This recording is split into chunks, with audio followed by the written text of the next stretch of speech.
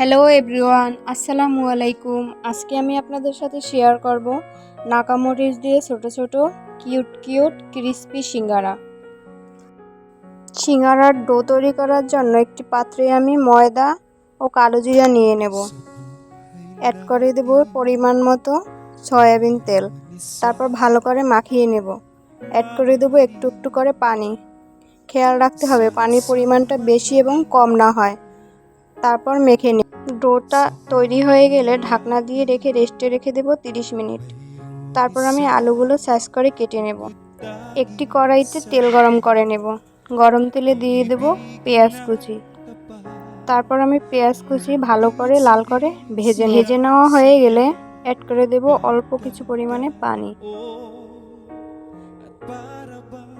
ভেজে নেওয়া হয়ে গেলে অ্যাড করে দেব পরিমাণ মতো লবণ, পরিমাণ মতো মরিচ, পরিমাণ মতো হলুদ।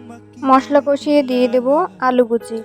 তারপর মশলার সাথে আলুগুলো ভালো করে ভেজে নিয়ে অ্যাড করে দেব পরিমাণ মতো পানি। পানিটা যখন একটু কমে আসবে তখন দিয়ে দেব ফালি করে রাখা নাগামরিচ। নাগামরিচের পরিমাণটা আমি একটু বেশি দিয়েছি। আলুগুলোর যখন পানির পরিমাণটা কমে আসবে তখন একটি চামচ দিয়ে আমি আলুগুলো থেতলে নেব।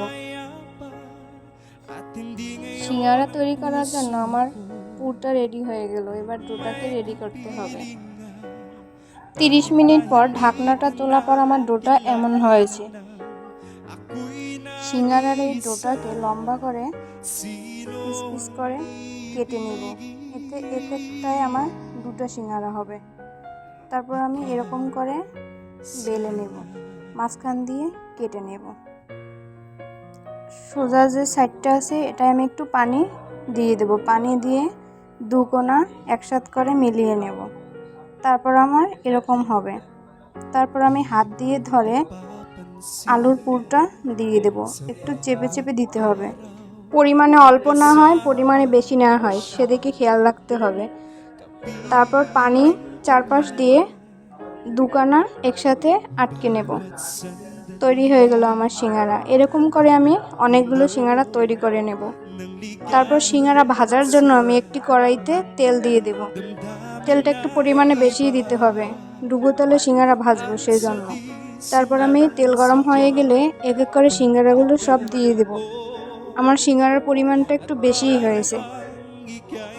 চুলার পর মিডিয়াম হিটে রেখে ভাজতে হবে, নয়তো পুড়ে যাবে। তারপর এক এক করে উল্টে পাল্টে দিতে হবে। ওয়েট করতে হবে কালার আসা না পর্যন্ত। তারপর আমার যখন এরকম কালার হয়ে আসবে তখন আমি সিঙ্গারাগুলো উঠিয়ে নেব। তৈরি হয়ে গেল আমার কিউট ছোট ছোট সিঙ্গারা। এগুলো খেতে বেশ মজা ছিল। একটা সিঙ্গারা আমি হাতে নিয়ে ভেঙে দেখাচ্ছি এটা যে কতটা ক্রিস্পি হয়েছে। সিঙ্গারার সাথে গরম গরম চা না হলে চলে, তাই আমি সন্ধ্যায় নিয়ে নিলাম ছোট ছোট কিউট সিঙ্গারা, সাথে গরম গরম চা। ভিডিওটি ভালো লাগলে অবশ্যই ট্রাই করে দেখবেন, পাশে থাকবেন, সাপোর্ট করবেন। ধন্যবাদ সবাইকে।